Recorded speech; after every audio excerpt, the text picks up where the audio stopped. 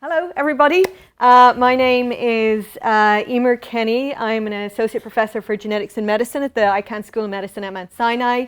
And as of about a year ago, I'm the founding director for a new center for Genomic Health.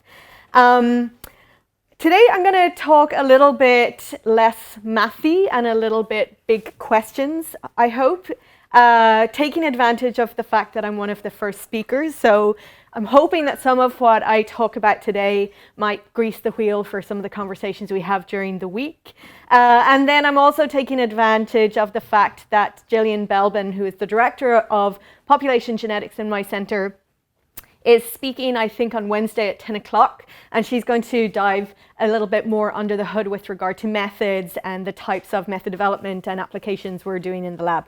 But today I wanted to use the next half hour or so to think about some of the big pictures for our field and maybe motivate the reasons why we care so much about these methods that we are developing.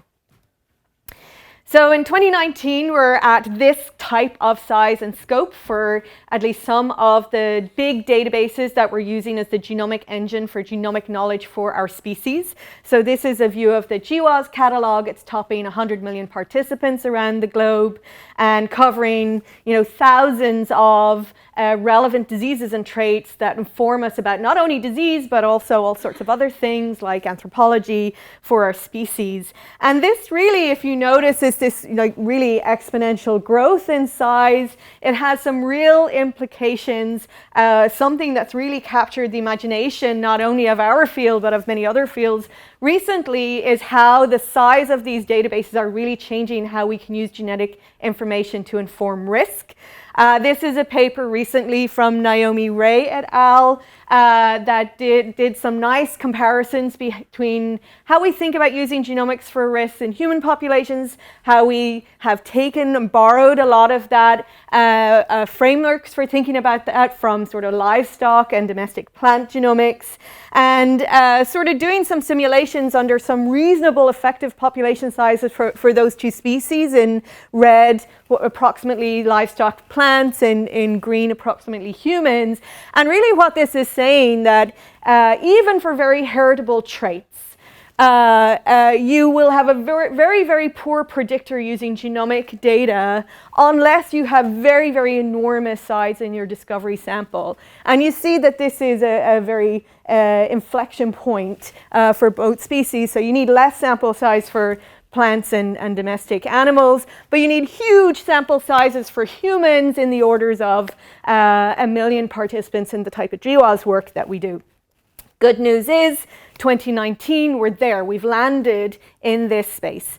And there's, I think, by my count, probably about 8 or 9 different studies that have already come out topping 1 million participants for GWAS discovery. Many, many more coming down the pipe as our field organizes itself into conglomerates and consortiums, and we have learned very well in the last decade how to share data very effectively. And this has not only been exciting for our field, but has really captured the imagination of many people, and you see increasingly a lot of this news hits sort of the regular news cycle these days. And of course, these findings and things that we're learning about have implications not only, for example, for understanding disease risk, but also in fields as varied as evolutionary genomics, social science, and increasingly, and what I'll talk about in a little bit, for preventive health. So that's the good news. The good news is we, over the course of the last 15 years, have collectively as a field built these databases, and these databases are going to be very powerful. However, they do come with some challenges, and I'm going to highlight one of them. One of them is that these databases are failing on representing the diversity for our species.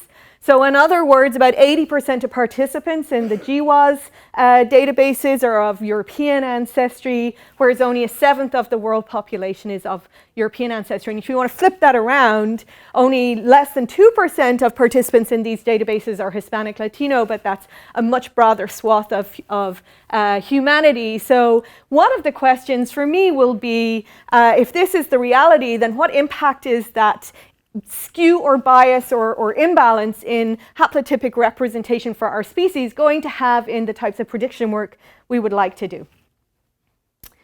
Okay, so I mentioned I wanted this to be a little bit of a pokey talk, and we think about some of the bigger questions. As I was writing this talk this morning, here's what I wrote down. And I come from the Icahn School of Medicine. We think about this as the intersection of AI and machine learning with genomic health. In fact, we just launched a big $100 million initiative at the school with, at its core, bringing the kinds of statistical and machine learning work we do to bear on the types of ways we want to use genomic information for health. So when I think about these problems, here's how I think about them. I think about the current databases and the fact that those genomic engines are unlikely to change rapidly. We have hopes, and certainly there's reason to think that how we're ascertaining participants in these types of studies is going to change, both in concerted efforts to outreach to more diverse communities and just by market forces. Genetic testing is coming into health systems a lot more commonly, and biobanks are springing up around the world, and they tend to be more population unselected rather than ascertained. So it will change, but it's not going to change tomorrow. So from now we have to figure out, or at least today's problem is how to figure out how these biases impact the kinds of useful inference we would like to make. Another question I think is very important is when we have identified either variance genes or in aggregate, the ways we like to do risk assessment over a whole genome or use the information over a whole genome, how do we systematically understand which individuals, which communities, which families are at risk? Because increasingly we'll find that this is a very nuanced problem to try and figure out. And then also, what are the other non-genetic factors at play throughout the whole life course of the individual, from in utero all the way to old age, that impact the expressivity and penetrance of those variants? And then a third question, which increasingly occupies me, I'm not going to talk about it too much today, but it is a complex question, is how do we take this data that we're learning from research, and we're really getting very good at learning this data, and how do we find the paths to bring that into clinical care? It's not easy, is all I'm going to say for now. Okay. So really what motivated some of these questions goes back to work we did with Alicia Martin, and this was at a time when I was a postdoc and she was a grad student in Carlos Bustamante's lab. Simone Gravel is in the audience, is also a co-author on this paper, where we asked a very simple question: what is the impact of that ascertainment bias in the discovery cohorts on prediction out of those discovery cohorts? So here in this analysis, we did a very simple exercise. We took GWAS polygenic risks based on European ancestry participants for height. And the reason we started with height is because we're PopGen Lab and we love height. But also, we know a lot about height. You don't need a fancy instrument to measure height. You can just go around the world with a tape measure and you get good estimates of height around the world. And so sure enough, when we took that polygenic risk and we looked across superpopulation groups here in the 1,000 Genomes Project, representing populations from East Asia, Africa, South Asia, the Americas, and Europe, you will see a different distribution of height, risk score for height in the different populations. And what's important to note here, more so than in any of the absolute values, is the actual relative rank of those distributions in different populations. So if you were to read this off very naively, you would say, oh, it looks like Africans and East Asians are much shorter than European ancestry individuals. And of course, that's not true. We have lots and lots of data on height that would say that that's not true. So what's actually going on? So when you want to really figure out a problem, and when you're in doubt, simulate. So that's what we did. So what we did is we used a coalescence simulator to simulate Africans, genomes of Africans of European, African, and East Asian ancestry. We did this using a handy model that was available to us from the Gravel et al. Paper in 2011. And we then could spike in true phenotype effect. So now we can actually measure true polygenic risk scores in these populations that we simulate in this population demography model. And sure enough, if you do that, you'll see that all these scores line up because we haven't just introduced anything into our model that would say they should be different between different populations.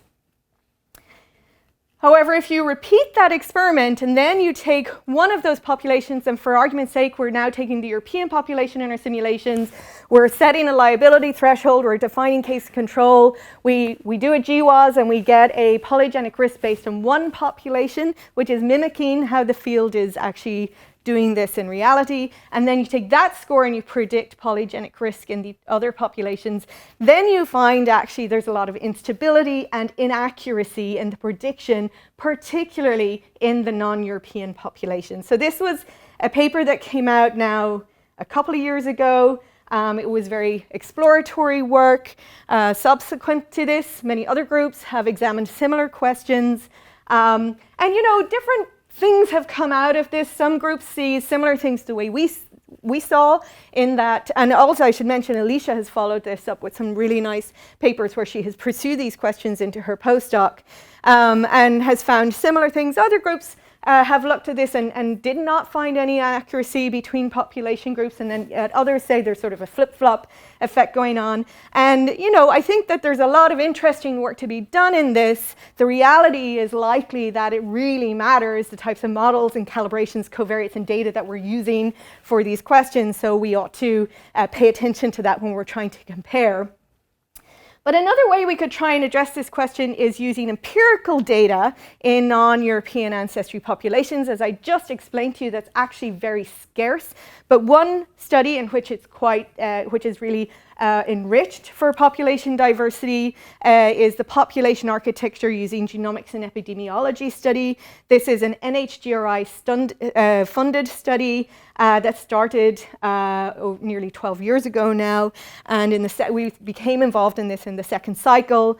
I'm going to point out the folks that are involved in the work I'm about to talk about. This is Jen Wojcik, Christian Yu, Elena Sorokin, Carlos Bustamante, Jillian Belbin, Sinead Kulina, and Hannah Poisner. So, you know, PAGE is a collection of samples from 4 different sites around the country. All in all, there's about 50,000 samples linked to over 200 traits and diseases, mainly in the cardiometabolic realm, but there are some other behavior, lifestyle, and kidney disease and other types of diseases in there. And what's nice and unique about this study, it is majority minority populations. In other words, there's about 17,000 African Americans, 22,000 Hispanic Latinos, about 5,000 or so Asian, about 4,000 or so Native Hawaiian populations, a subsample of Native American populations, and then people who identify as other or mixed or one of those groupings doesn't match them. So we just published a paper that came out in Nature just last month, which is sort of a landmark paper for the consortium, in which we report on GWAS for 26 of the traits that we had available to us. So I want to highlight some of the things that we found. You know, really at the time that we published this paper, most of the traits we were reporting on had already had largely European studies that were at least tenfold the size of PAGE. So why is PAGE still important? Well, here's why I think it's important, and here are some of the things that we learned. One was very pragmatic. When you actually ascertain for diversity, you start to see some of the challenges that I believe we will start to encounter, and indeed we start to see this even in the UK quote-unquote homogeneous white biobank, that you will have real challenges defining discrete population groups, at least in genetic ancestry space. So here's looking at a PCA plot of participants in PAGE, and you see diversity ranging from Africa, East Asia, Europe, and the Americas. And it's very challenging, even knowing the self-reported labels, to put a meloid around any of these groups and see any white space between that and other groups. And you see this on the continental scale, you even see this on the subcontinental scale if you look at different substructure within Hispanic, Latino groups. So, and I think Gillian's really going to get at that on Wednesday, like really thinking about how we're defining population groups is going to be important for all sorts of downstream effects. But one of the nice things that we could do, given the big databases of genomic research that came before this study, was to take all we knew about these traits and then look to see what those variants were doing within the page populations, and then make some general inferences about transferability of those traits into non-European populations. So that's what we did, and we were able to replicate over 1,400 known GWAS loci for the 26 traits that we examined in this study. So one of the things that we could do is we could take the standardized effect size that we had from the GWAS catalog and compare it to the standardized effect size for that same variant from the page analyses, and you could look to see if there was a difference, and it turned out that there was. And in fact, if you stratified the data into Hispanic, Latino, or African American, you could see there was an even greater difference in African American populations compared to Hispanic Latino populations. And I take this to mean not necessarily that the underlying causal variants or loci are different, or shared biology is different across different population groups, but our estimate of the effect size will be different, and the reason I'll get to, I think, in a minute. Another way to think about this is how well does meta-analyzing and increasing our study size inform us about the causal variant underlying the associated locus. This is one way of doing it. It's a technique called fine mapping, when you have a Bayesian model to look for the top posterior probability SNP at a locus. And it turns out if you use the diverse page populations to meta-analyze, and this is again the trait height on top of a large European, predominantly European study called GIANT of, at this point, about 250,000 European population participants with, associated with the trait height.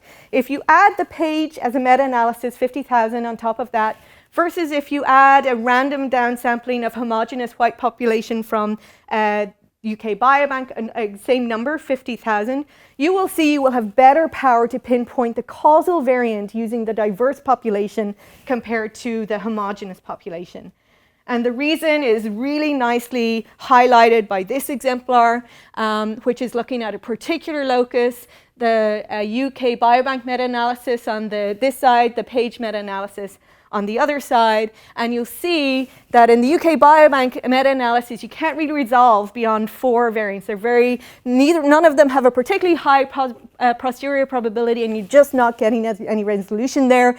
If you look to the other side, you see that that locus is completely resolved to one credible SNP, and the reason is just very simply below, that the LDE structure at that locus is not broken apart in European ancestry populations in a way that it is in African American and Hispanic Latino populations. One of the other interesting questions that we were thinking about is the proportion ancestry in populations, in admixed populations. And today we think about admixed populations in terms of global continental admixture, but as we learn more and more about ancient DNA and about subcontinental structure, we'll start to have more nuanced idea about admixture and basically understand that we're all admixed on some temporal axis of demography in our history.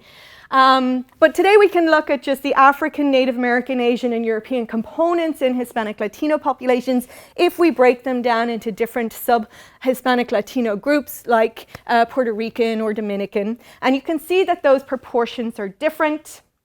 And this, in fact, can have an impact. So here we're looking at replication from the GWAS catalog in those different population groups, which is mainly a function of the size of the sample, of course, because size equals power. But even when you have samples that have roughly the same size, like for example here we have a population from Central America versus a population, Dominican population, you see different replication rates. To get at that question a little bit more, we started to look at the replication rate not only in the population, but actually at the haplotypic ancestral component within populations. So if you look at local ancestry along the haplotypes of chromosomes, either African, European, or Native American ancestry, and you ask about replication rates on the background of the local ancestry, and we've done this now, I'm going to show you some data from about 4 or 5 traits. We've now done it for about 26 traits. If you look at all traits in aggregate, so if you look across the entire trait architecture of at least the traits that you're putting into this, you don't actually see too much of a difference, at least not a significant difference between different haplotypic ancestral regions of the genome. However, if you break it down to specific traits, so here we have LDL cholesterol, HDL cholesterol, platelets, and white blood cell counts, then you do see difference depending on the haplotypic context of the genome. So for example, for white blood cell counts, we see an enrichment of replication on African ancestry tracts compared to European and Native American tracts. In the LDL cholesterol, we see an enrichment of replication on the European ancestry tracts and a corresponding depletion of replication on the Native American tracts. You know, we've been sitting and looking at this now for a while, and we've now done this for many more traits. You know, in some cases, I think there's, dominant genetic reasons. So we're going in and we're looking at the Duffy locus, for example, for white blood cell count to see if that can account for some of this enrichment. And in other cases, we have not yet found an explanation for why this is, other than maybe trying to go down evolutionary genomic paths of understanding selection on these traits. Okay, just to end in terms of thinking about polygenic risk, that these subtleties of population structure are going to be very important for both developing and interpreting risk, and we need to be careful of falling into the trap of biasing our risk predictions like we've biased our GWAS databases. But of course, there's other factors at play here that we ought to take into account, including environmental factors, including selection and assortative mating, which we now know impacts many traits, like depression or height or educational attainment. And here's one that really stands out to me, and I'm biased. I'm showing my biases because this was a really exciting project I worked on when I was a postdoc in Carlos Bustamante's lab, where we looked in about 100 participants in the Solomon Islands, which is in Melanesia, to try to find the underlying basis of blonde hair that we found on the island. It was known to be on the island. So here in this picture, you see a Solomon Islander with blonde hair versus dark hair. And we found that this was an almost monogenic trait, a recessive trait driven by a specific variant in the TYRP1 allele that had risen to 25% frequency in that population, and that accounted for almost all the variants in hair color, over 50% in that population. I was really tickled to discover, at least in the blogs that have been released, and I think I saw a paper that's just come out in bioRxiv that's just describing the first tranche of findings out of the UK biobank exomes, that indeed they discovered that same variant in the UK biobank exomes, but in 3 copies. 3 copies, as I hope everybody in this room will know, are very small, small sample size to actually have good power for prediction for phenotype association, but also many other variants in that gene that are impacting light hair, such that in aggregate they showed a strong signal to blondism that were now discovered in the UK biobank. But I'll point out this study was 100 individuals with a cheap array. This study is 50,000 individuals with exome sequencing, so the cost difference for discovery was rather large. Okay, so in the last 15 minutes, I want to now pivot a little bit to think about how this information is going to impact health and other things we might be interested in outcomes for our species. I think about this in terms of patient care because I'm a faculty in a hospital, and the hospital itself is very invested in some of these questions. But you can translate what you learn in sort of hospital systems to how you could learn, capturing data from personal health records or DTC or other types of data. And I want, as an exemplar, to bring us back in our field a couple of decades, because I think this is a really nice exemplar because we have some good data now, and I'm going to show you some about what BRCA1 and 2 variants are doing in populations. So I'm sure I don't need to remind anybody in this room, but the BRCA genes were discovered first BRCA1 and then BRCA2 in the mid-90s, and thought to be underlying breast and ovarian cancer. This is now known as hereditary breast and ovarian cancer syndrome. And is understood now to be a much more complex disease than just risk for breast and ovarian cancer, and certainly just risk for those cancers in women.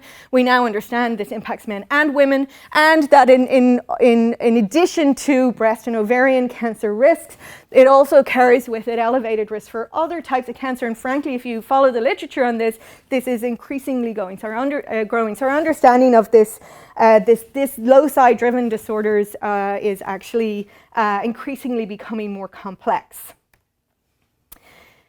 Using the data from the BioMe Biobank in Mount Sinai, which is a database of 50,000 participants in New York City, and as you can imagine, because it's New York City, it's highly diverse. About 65% of participants are of US minority populations, and frankly, because New York is a place that people first come to when they visit or come to live in the US, we have participants from over 130 countries in the world who were born in 130 countries in the world. So it's a very culturally, socially, socioeconomically, and genetically very diverse biobank. So it makes a very interesting place to ask questions about how genetics transfers across populations. So there we could look at the variants in the biobank, and this is via sequencing that was performed by Regeneron in the Regeneron Genetics Center, and they're in partnership with Regeneron, where we sequenced the first 30,000 or so participants in the UK biobank. So we could start looking at the sequence variants observed in medically important genes like BRCA1 and BRCA2.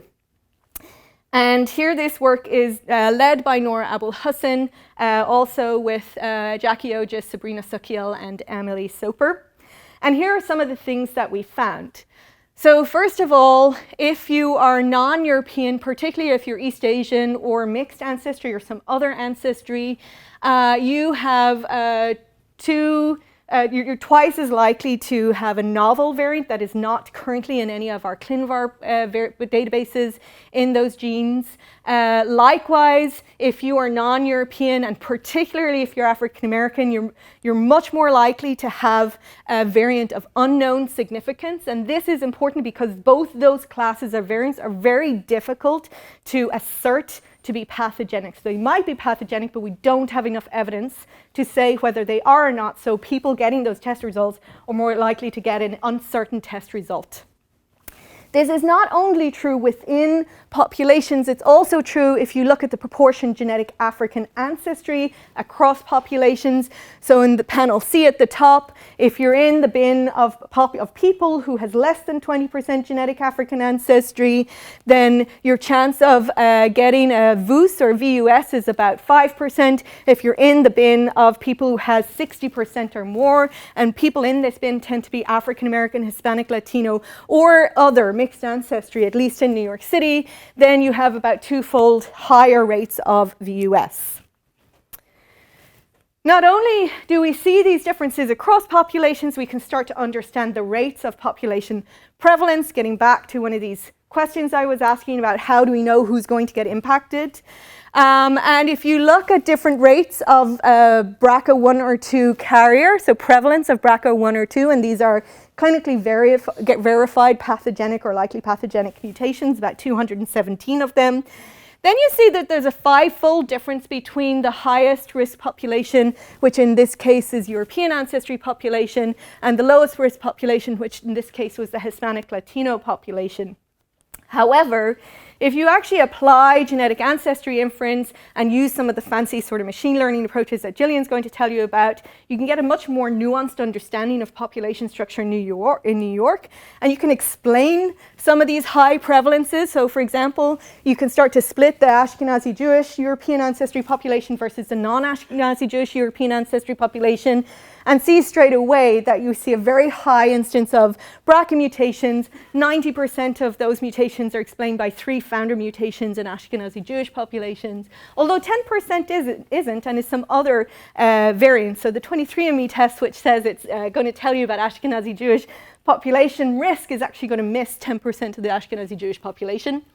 and different between different, for example, Hispanic Latino groups, different in Puerto Ricans versus Dominicans versus Ecuadorians. And now you'll see comparing Dominicans to Ashkenazi groups in New York City, patients who are walking into our health system, there's a 10-fold difference in prevalence and risk for BRCA variant positive hereditary breast and ovarian cancer. I'm stuck. Whoops. Okay, so we can say this looking at the BRCA gene that we know a lot about for decades, but we can also discover new genes that we really didn't know a lot about, or we knew something buried in the clinical literature that nobody ever paid attention to. For example, here's a paper that came out a couple of years ago led by Gillian, where we found that a variant underlying a recessive disorder called Steele syndrome was segregating very commonly for a recessive disorder, so as commonly as cystic fibrosis in northwestern Europeans. But this time in people of Puerto Rican ancestry, actually we could show was on the Taino background, the Native American background in Puerto Rican population, so we could also implement other populations, islanders or mainlanders who have that same ancestry like Dominicans and like other islands in the Caribbean, who were also carrying that risk variant. Importantly, not only did this help us understand a higher prevalence, but also made us appreciate that there was no evidence that anybody who had this disease by virtue of having 2 copies ever was diagnosed in our health system. And there, by just back of the envelope numbers, there's likely to be hundreds of people in our health system who have this disorder because we service a very large Puerto Rican ancestry population. This is true of Steele syndrome, which kind of came out of the blue a little bit for us, but also of things we know a lot about that are well characterized. For example, familial hypercholesterolemia, where we're now rapidly over the last few years adjusting our prevalence rates. It used to be something like 1 in 1,000, now it's up to 1 in 200. It's interestingly very stable, almost no matter what population you look across, but it's extremely underdiagnosed. So this is a study in the Geisinger Health System up in Pennsylvania, and then only 24% of people who were variant positive, so genetic FH patients, had clinical features that were consistent. So either they had not yet developed the disease or they won't. There will be people that will walk around who have these risk variants who won't develop the disease, and we should understand the reasons why. But importantly, even when people know they have the disease, it is very likely that that only 60% of them were actually on statins, and only 40 or 50% were actually controlling their hypercholesterolemia with statins. So this sort of says that we have a lot of work to do actually using this information appropriately, but I think more importantly, by doing this amount of population-based genomic screening, we will actually capture more people who can be at risk that we can bring into better health management strategies. Okay, so I'm going to finish there with some thoughts. So undoubtedly, PRS are gaining accuracy, and I think as we've seen in our field, we're going to hear a lot more about them over the next 5 to 10 years. However, the path to demonstrate robustness and the path to demonstrate utility are not straightforward. I think undoubtedly they're going to be very useful in some applications, and we're going to spend quite some time figuring out what those are and what those aren't. The other thing is that complex disease, and as I've just shown you, and I hope you start to appreciate, even what we now today think of as monogenic disease is complex. And we need to deepen our understanding not only of the genetic factors, but also of the other factors that impact these diseases. And we might even have to understand that as much as we would like to stratify people into variant positive or high risk, low risk, sometimes we'll face limits on how well we're able to do that. And then finally, understanding that everyone has a complex demography, every single one of us, leading all the way back to our common ancestors in sub-Saharan Africa. And we have, as a field, a history of tending to gravitate toward homogeneous populations for research and treat complex populations as edge cases. I think we have to move out of that thinking and really think about humans on a continuum of relatedness and ancestry, and model that into how we're approaching these scientific questions where we can.